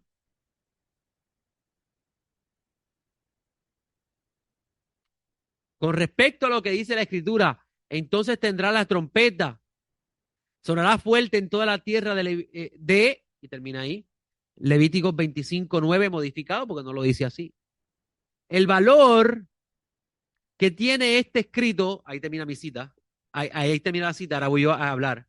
El valor que tiene este escrito sectario es grande, pues nos ayuda a entender cómo para el tiempo del segundo templo la escritura estaba ya siendo reinterpretada, no solamente ajustándose a la realidad que estos vivían, sino también en un sentido metatrascendental. Y tiene una nota número 2 ahí con respecto a la escritura, porque me estoy refiriendo a la Biblia hebrea. Y todavía aún así tenemos un problema. Le voy a explicar. ¿Cuántos de ustedes sabían que el libro de Ezequiel no fue incluido como canon hasta después del año 100 de la destrucción del templo? Eso significa que no era un libro normativo para todo el mundo. Era para algunos grupos sí y otros no. Esto es importante porque como tú ves a los saduceos diciendo que no hay resurrección, usted tiene que entenderlo. Tiene que entenderlo. Primero, ellos no creían en la reinterpretación de la escritura. Número uno. Eso era algo fariseo, escriba y de este grupo también. Eso es número uno. Número dos, es en Ezequiel donde se afirma directamente la idea de la resurrección con el Valle de los Huesos Secos. Eso se dice a ti que para el periodo de los saduceos todavía Ezequiel no estaba incluido como parte del canon. No era autoritativo. Tal vez lo conocían, pero no lo consideraban autoritativo. Recuerden que lo que se pone en el canon es la autoridad. ¿Ok? Y esto es importante conocerlo. Por eso les digo, la Biblia es más complicado de lo que usted piensa yo. Ok.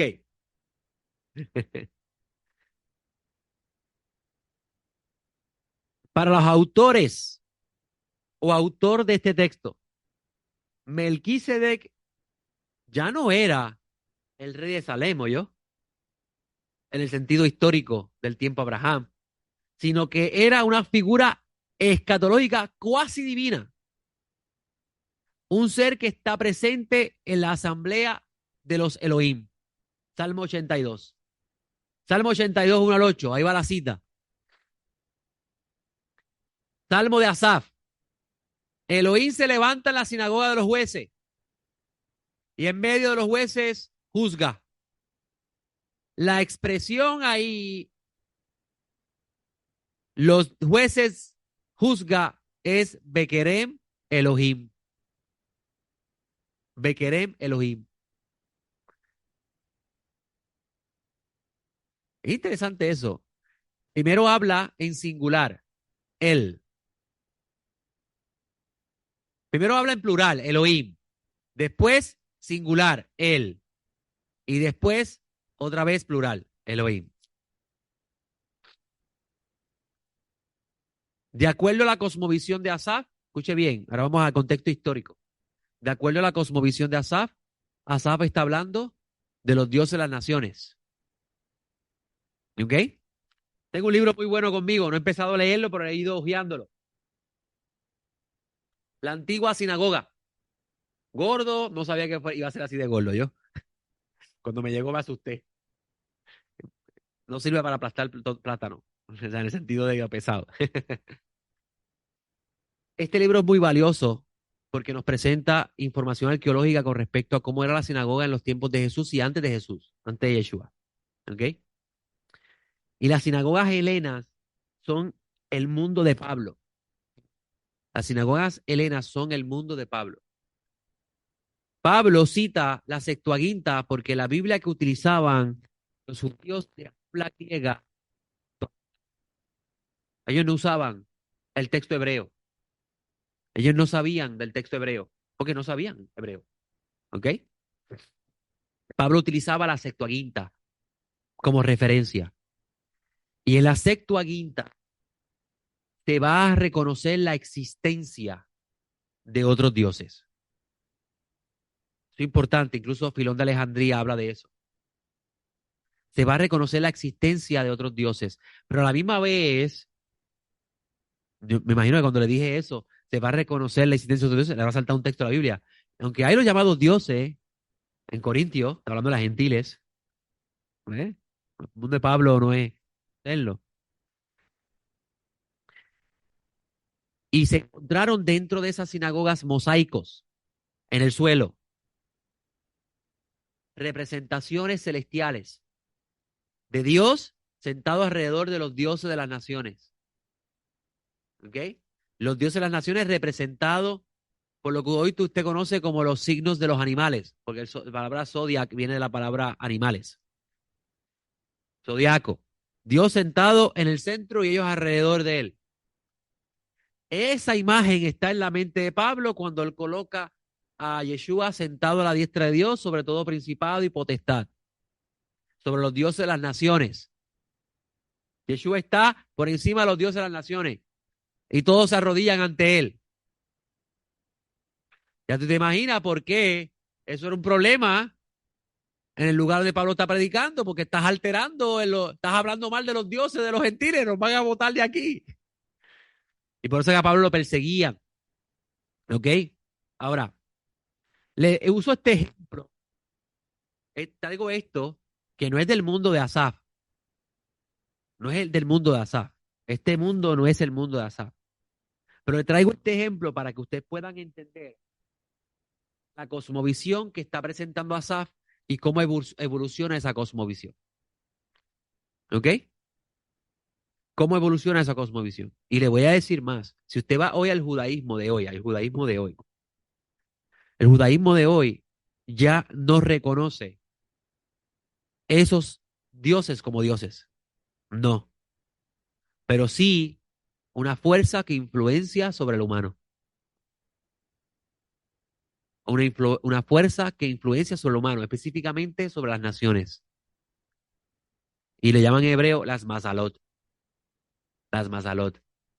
Usted nació en una mazal. Y la única forma de desprenderse de esa mazal es mediante la circuncisión del pacto, reconociendo a Hashem por encima de todos los dioses. Y por eso ellos dicen, Israel no está sujeto a las mazalot. Ahí usted ve la evolución de esa idea. Pero si usted va para atrás en el tiempo, usted va a entender que lo que los antiguos consideraban poderes presentes, todavía el día de hoy existe esa idea. Es, escuche bien, como usted tiene esos individuos hablando del horóscopo y de las signos zodiacales, esos son fuerzas reales existentes, pero no son dioses. No son dioses en el sentido del mundo antiguo que lo entendían como dioses. Entonces, en el mundo de Asaf, la tierra se había dividido por regiones.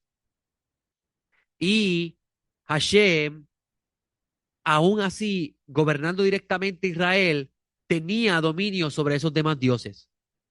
Y eso es lo que busca presentar luego, eventualmente, la sinagoga helena con respecto a eso. Ahora, Asaf dice algo bien interesante. Asaf está diciendo que Dios está regañando a los dioses de las naciones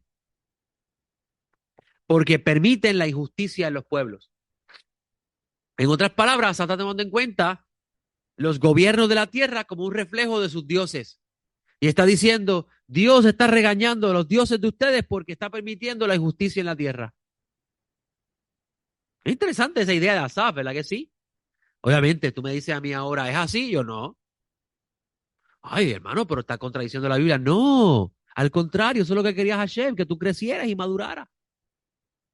Que lo que se entendía en el pasado ya no es lo como tú pensabas. Pero le voy a decir una cosa.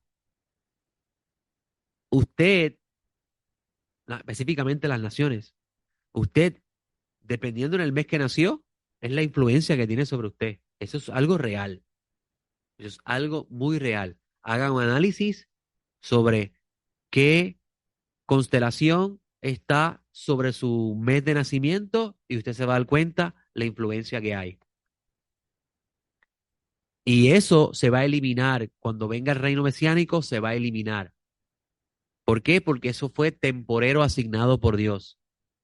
Cuando venga la nueva creación, la influencia sobre las naciones serán las 12 tribus, los 12 apóstoles que usted encuentra en Génesis, en Revelaciones. Y por eso es que le va a decir el libro al final que las hojas del árbol son para sanidad de las naciones. Pero obviamente primero tienes que conocer el trasfondo antiguo y su eventual desarrollo. Por eso es que le mostraba evidencia de cómo, cuándo fue que empezó el concepto de la interpretación, para que cuando usted entre en un debate con una persona y la persona dice, no, no, esto no es así, esto está hablando aquí de tal cosa. Y usted le va a decir bien, bien amablemente y con calma, amigo, ¿usted sabe el origen de cuándo empezó a interpretarse la Biblia? Tiene que conocer el origen de eso antes de usted decir que esto es así, porque se va a sorprender. Y así usted va a reconciliar cuando alguien no está de acuerdo con usted con respecto a la lectura de un texto. Porque todos estamos, ¿qué? Interpretando. ¿Está bien? Muy bien. Mira el texto de Asaf. Dice, ¿hasta cuándo juzgaréis justamente y levantaréis el rostro de los malvados? Defended al débil y al huérfano. Haced justicia al afligido y al pobre. Rescatad al afligido y al necesitado. Libradlo de la mano de los impíos. Pero no saben ni quieren entender. Siguen andando en tinieblas. Tiemblan todos los cimientos de la tierra. Yo dije, dioses sois. Y vosotros, hijos, todos del Altísimo. ¿Vieron esa expresión ahí? Del Altísimo. O sea, ellos son Bene y Elohim, seres divinos, y Él es el Altísimo. O sea, para el antiguo, vamos al tiempo del segundo templo, la constelación donde está Orión es un dios.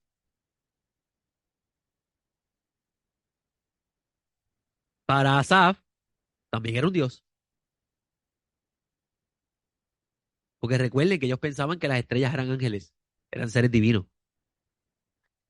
Para nosotros son fuerzas creadas por Dios que influencian sobre lo humano. Si tiene alguna una duda, mire cuántas llamadas recibe la policía en la luna llena. Si tiene alguna duda de lo que le estoy diciendo. En la luna llena es cuando más problemas mentales se manifiestan. Y la siembra, por eso es que adoraban la luna, en el mundo antiguo adoraban la luna. Hay que ver, por eso es que empecé al principio diciéndole, Adán cayó y con ello reinó la confusión. Y nosotros estamos progresivamente avanzando, dejando atrás esa confusión, pero a la misma vez extrayendo las ideas que busca Hashem, que nosotros vayamos comprendiendo en la medida que vayamos avanzando. Así que ahorita no oren para reprender el demonio del catajo, sino denme un juguito de China. ¿Ok? Ahora, mire, vamos a continuar. Dice el versículo 6, yo dije, dioses sois y vosotros todos hijos del león. Sin embargo, como hombres moriréis, como los mortales. En hebreo dice ahí, como los anashim, los mortales, moriréis. Por eso es que el texto no se entiende refiriéndose a los seres humanos. Se refiere a los seres divinos. ¿Sabe usted que la literatura rabínica, que después de la destrucción del templo, traduce este texto como Dios regañando a Israel en el Sinaí? Pero eso es una reinterpretación. ¿Ok? Pero los antiguos no creían eso así. Como cualquiera de los príncipes caeréis. Levántate, oh Elohim, y juzga la tierra, porque tú eres el dueño de todas las naciones. Yo le pregunto, para poder clarificar la interpretación rabínica, ¿dónde Hashem le dijo a Israel que ellos son dueños de las naciones? Ningún lugar. Por eso es que hay que entender el texto en su contexto, cómo se entendía antiguamente y cómo va creciendo. Ellos entendían antiguamente que la luna era un dios, que el sol era un dios. Bueno, los babilonios llamaban Shamash al sol, el dios Shamash. Marduk era Júpiter. Marduk era Júpiter. Y Júpiter era el dios de los romanos.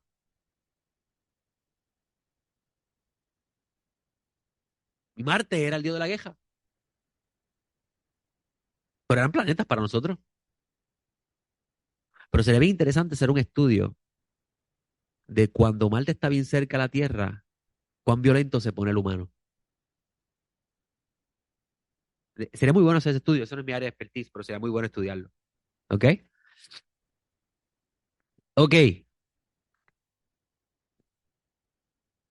Este texto del Salmo 82, escuche bien qué interesante, y ya estamos terminando. Este texto del Salmo 82 es usado por Juan al colocar a Yeshua a decir en Juan 10, 32, 36. Jesús le dijo, muy buenas obras del Padre os he mostrado. ¿Por cuál de ellas me apedreáis? Le respondieron los judíos, por te apedreamos, sino por tú siendo hombre te haces Dios. Responde, ¿no está escrito en vuestra ley? Yo dije, dioses sois. Y si llamó dioses a quienes llegó la palabra de Dios, y la escritura no puede ser cantada, al que el Padre santificó y envió al mundo, vosotros decís blasfemia porque dije soy hijo de Dios. Estas palabras son bien interesantes. ¿Por qué? Porque parece decir que Yeshua estaba presente en esa reunión del Salmo 82. ¿Y sabe qué es lo más interesante? Que si usted vuelve a repasar el texto de Melquisedec que acabamos de leer, él dice, un ser divino se ha presentado en la asamblea de los seres divinos. Interesante, ¿no? Y si ese autor de ese evangelio es el discípulo de Juan, que se hizo después discípulo de Yeshua, y es el mismo autor de Revelaciones, pues hace total sentido la cita, ¿verdad que sí? ¿Será que el autor de este evangelio, tomando en cuenta su trasfondo, nos presenta al Mesías antes de su encarnación, o sea, antes de nacer en este mundo? ¿Está el presente en la asamblea de los hijos de Dios, los Bene Elohim? Cabe señalar que los autores de los textos nazarenos eran testigos de la mesianidad de Yeshua y su relación con todas las ideas relacionadas al Mesías que existían en esta época rica en textos apocalípticos. Quiero decir con esto, usted tiene que aprender a leer los evangelios a la luz de las ideas que existían en esa época, no a la luz de Matthew Henry, ¿oyó? No a la luz de ellos, es a la luz de las ideas de esa época. ¿Por qué? Porque existían diversas ideas con respecto al Mesías y los evangelios van a presentar al Mesías como a Yeshua como el dueño de esas ideas. O sea, el que manifiesta todas esas ideas. En él se cumplen todas esas ideas, en otras palabras. Debo mencionar que el autor del rollo 11Q13 está presentando a Melquisedec como una figura redentora, muy probablemente ligada a su título mesiánico. O sea, el significado interpretado de su título, Rey de Justicia o Rey Justo. Mira lo que está diciendo, aquí donde empieza el rompecabezas a unirse en todo lo que estoy presentándole hoy. Ellos no están diciendo, escuche bien, ellos no están diciendo que Melquisedec,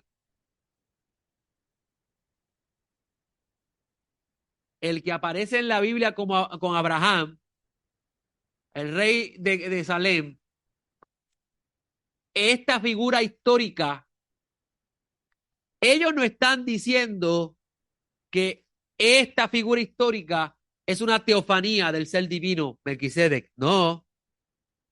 Ellos están usando el significado de la palabra para vincularlo a la realidad presente que es el dominio de Belial o el dominio de la maldad. El autor del documento está experimentando en su época el gobierno y el dominio de la maldad. ¿Qué época es esta? Muy probablemente el periodo de los asmoneos, donde estos individuos se apropiaron del templo, se autoproclamaron rey y sacerdote y reinó la corrupción en el templo y reinó la rebelión, los hijos de Belial. Eso es lo que muy probablemente está en la mente de él. ¿Por qué? Porque él está reinterpretando el texto en su época. como un pastor cogería hoy día un versículo de la Biblia y hablaría un mensaje para la época presente. ¿Ok? Está haciendo lo mismo. Entonces, él está viendo no a Melquisedec como una figura en sí, sino como el rey, la figura redentora que Dios tiene reservada en los cielos para redimirlos a ellos de la maldad. O sea, Melquisedec se convierte en un título mesiánico para hablar del rey justo. ¿Está bien? Para acabar con el dominio de Belial. Belial se refiere a todos los que son rebeldes y abandonan los caminos de Dios. Eso tú lo ves en el libro de Samuel.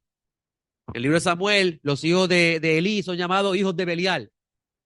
Adiós, pero no son hijos de Elí. Entonces, esto es bien cómico. Esto es bien cómico. Hace un tiempo atrás yo conocí una persona que me decía, mira, el diablo también tiene hijos en este mundo. Y yo, sí, de verdad. Y sí, mira, Jesús dijo, ustedes son hijos de Satán. Eso significa que ellos tenían la simiente, la sangre de ellos había de ADN del diablo. Ay, santo Dios, ¿hasta cuándo más van esta gente seguir enseñando? Porque, by the way, enseña al público. Y no entiende el lenguaje figurado que se usaba. Cuando Yeshua le decía, ustedes son de vuestro padre el diablo, está diciendo, ustedes son los rebeldes, porque si fueran de la luz supieran quién yo soy. Eso es lo que está usando el lenguaje, eso es el lenguaje metafórico que Yeshua está hablando. ¿Ok? Entonces, podemos decir aquí que lo que está tratando el autor de Melquisedec decir es que la esperanza de ellos se encuentra en una figura redentora que Hashem ha reservado en los cielos, que va a venir, y es la idea del Mesías. Pero ellos tenían dos ideas con respecto al Mesías. Ellos hablaban de dos Mesías. ¿Lo sabía usted eso? ¿Sabía usted eso? Un Mesías que sería cortado, uno que moriría, uno que sería cortado por su mensaje, y otro que sería rey justo. Y sería un ser divino, vendría del cielo. Ambas ideas se ven en Yeshua. Yeshua viene con un mensaje y lo matan. Es cortado. Dios lo levanta entre los muertos y lo exalta a su diestra. O sea, lo convierte en un ser divino. Así que en él se cumplen las dos ideas. Y él está sentado a la diestra de Dios, esperando a sus enemigos por el estrado de sus pies, y cuando regrese, regresará como rey justo. ¿Ok? ¿Ven las ideas aquí? ¿La captan? Ok, Baruch Hashem. Vamos ahora un momentito a Melquisedec como sacerdote del Dios Altísimo. En la carta a los Hebreos, el autor de esta carta presenta al Mesías Yeshua como sacerdote del Dios Altísimo, o sea, su Dios. Yo le he dicho muchas veces, tenemos que aprender a aceptar que el Mesías tiene un Dios. Esto significa que tiene alguien con más autoridad sobre él. Eso es importante. Si los hermanos cristianos entendieran esto, muchas de las cosas se arreglarían en sus iglesias. Se ha olvidado al que envió al Mesías. Y el Mesías vino a llevarnos al que lo envió. Hay que volver a retomar ese mensaje. El Mesías vino para llevarnos al que lo envió, a quien él llama su Padre y su Dios. ¿Ok? En la carta a los Hebreos, el autor de esta carta presenta al Mesías Yeshua como sacerdote del Dios Altísimo, o sea, su Dios. Utilizando la declaración profética del Salmo 110, Salmo 110, 1 al 7, dice, Salmo de David, oráculo eterno a mi Señor. Así mismo está escrito en hebreo yo. Primero aparece el nombre del Eterno y después aparece Adoní, mi Señor. Siéntate a mi diestra hasta que ponga a tus enemigos por estrado de tus pies. El Eterno enviará de Sión la vara de tu poder. Domina en medio de tus enemigos.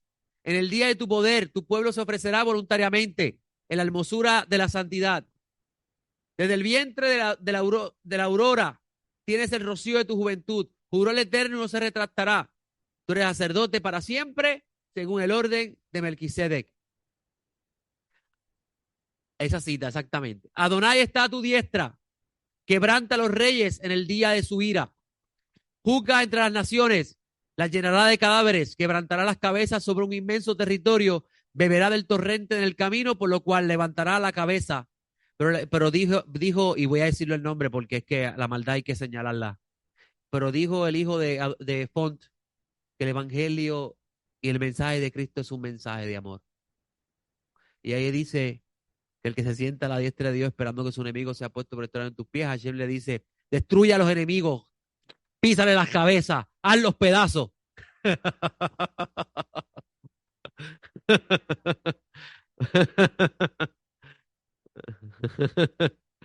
Cuando el Mesías regrese, no viene con un mensaje de amor. Sobre este versículo leemos a Yeshua decir, al Señor Yeshua, Mateo 22, 41, 45. Y habiéndose reunido los fariseos, Yeshua le preguntó diciendo, ¿qué piensas del Mesías? ¿De quién es hijo? Le dicen de David. Le dice, pues ¿cómo David en el Espíritu lo llama Señor? Diciendo, dijo el Señor a mi Señor, siéntate a mi diestra hasta que ponga a tus enemigos por debajo de tus pies. Pues si David lo llama Señor, ¿cómo es su hijo? Mira, interesante. Yeshua está teniendo una interpretación diferente del texto. ¿Sabes por qué? Porque los fariseos enseñaban que el Señor que está sentado al lado de Hashem es David. Y esto lo vas a ver en el libro de los Hechos. Lea el libro de los Hechos, capítulo 2, que usted va a encontrar que Simón Kefa dice, y lo digo brevemente, después usted lo lee con calma, hablando a los que están allí presentes, porque David no subió a los cielos, pero él mismo dijo el Señor a mi Señor, siéntate a mi diestra hasta que ponga a tus enemigos por estrado de tus pies. Sepa pues con certidumbre toda la casa de Israel que a este Yeshua, a quien vosotros crucificáis, Dios lo hizo Señor y Mesías.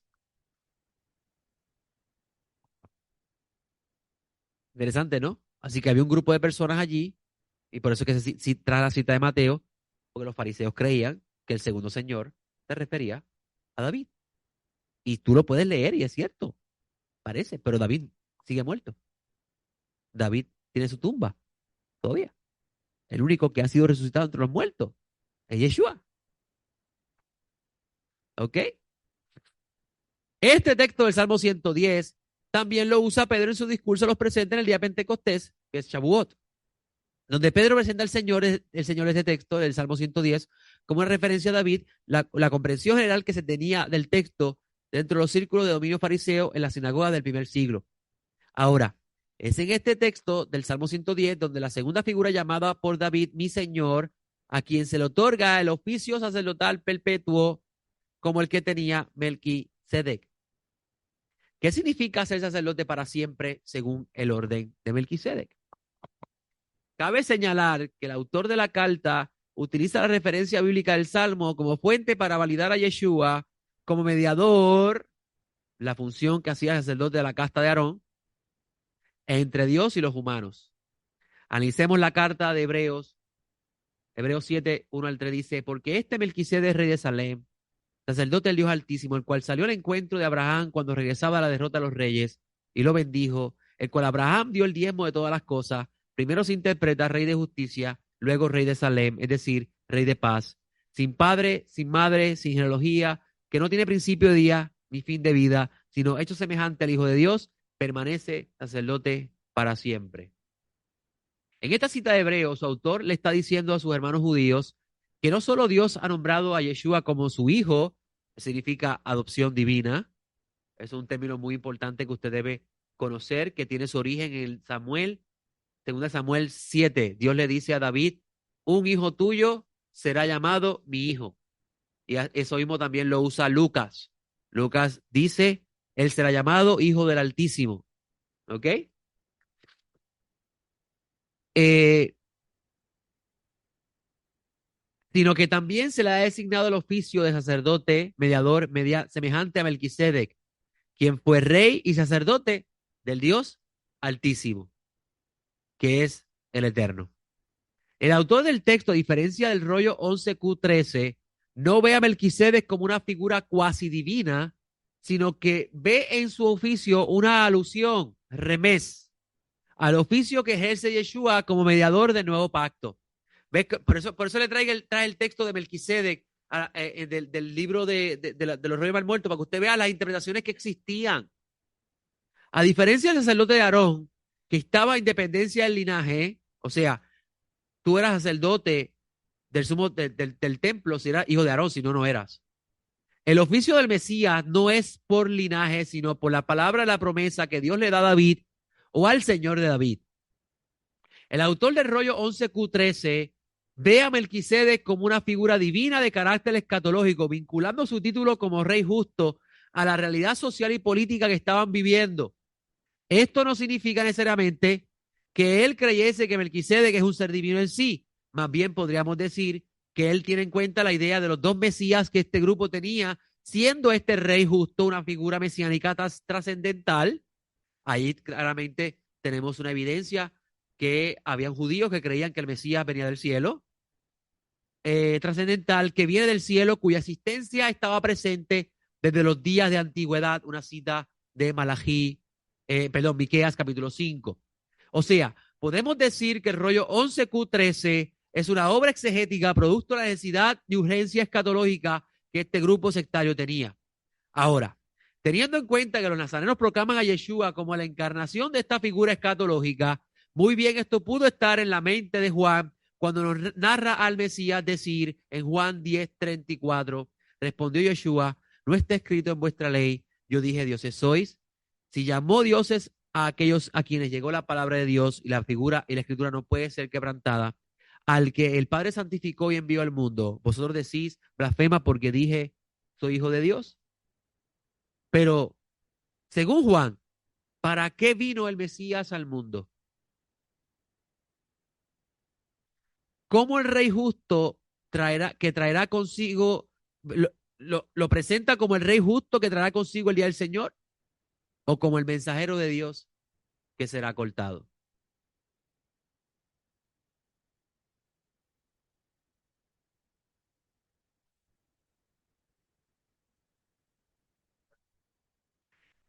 Si Juan es el autor del Evangelio de Juan y es el autor del libro de Revelaciones, el libro de Revelaciones lo presenta como el Rey justo y en el Evangelio de Juan lo presenta como el que será cortado.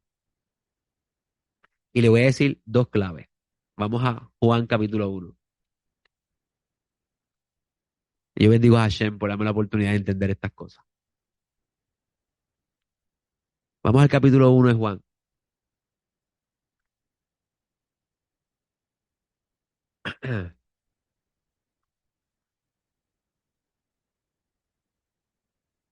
En el versículo, en el versículo 9 dice, la luz verdadera que alumbra a todo el hombre a venir al mundo. Estaba en el mundo y el mundo fue hecho por él, pero el mundo no lo conoció. A los suyos vino, los suyos no lo recibieron, pero a todos los que lo recibieron, a los que creen en su nombre, le dio la potestad de ser hechos hijos de Dios. Eso significa ser hijos de luz, hijos de luz. Me gusta la versión pechita, porque la versión pechita dice, le dio la oportunidad de convertirse en hijos de Dios. ¿Ok? Ahora, si vas al capítulo 3 de Juan, usted va a encontrar que también dice, porque de tal manera amó Dios al mundo que dio a su Hijo unigénito para que todo aquel que en él cree no se pierda, mas tenga vida eterna. Porque Dios no envió al mundo para juzgar al Hijo para juzgar al mundo, sino para que el mundo sea salvo por medio de él. O sea, yo podría decir por esto y otros textos más que le puedo citar, que Juan en el Evangelio de Juan presenta a Yeshua como el Mesías que será cortado por los pecados, pues eso es lo que cita el texto de, de Melquisedec, y que en Revelaciones lo presenta como el Rey justo que viene a traer la justicia. ¿Ok? Y el escrito termina diciendo continuaremos porque esto es un mar de sabiduría y hay que seguir escribiendo. ¿Oí? Gracias te doy, Padre eterno, por tu gran bondad para con nosotros en esta mañana y permitirme hoy exponer este escrito que he compartido con nuestros hermanos para que ellos puedan, al igual que tú me has permitido a mí conocer todas estas cosas y aún más agradecerte a ti por tu Hijo, quien fue cortado para llevarnos a ti y que regresará como Rey justo a acabar con este mundo de injusticia. Bendito eres, oh eterno, por Yeshua HaMashiach, nuestro Señor. Amén. Bueno, le damos gracias por acompañarnos esta mañana. Gracias por tener paciencia. Me tardé por 6 minutos más o menos. Espero el próximo Shabbat estar con ustedes. No olvide que mañana tenemos café con More. Estoy catajo. Hay café con More Joseph. Así que pendiente a nuestros anuncios y con el favor del cielo, espero estar con ustedes. Hasta la próxima. Shalom.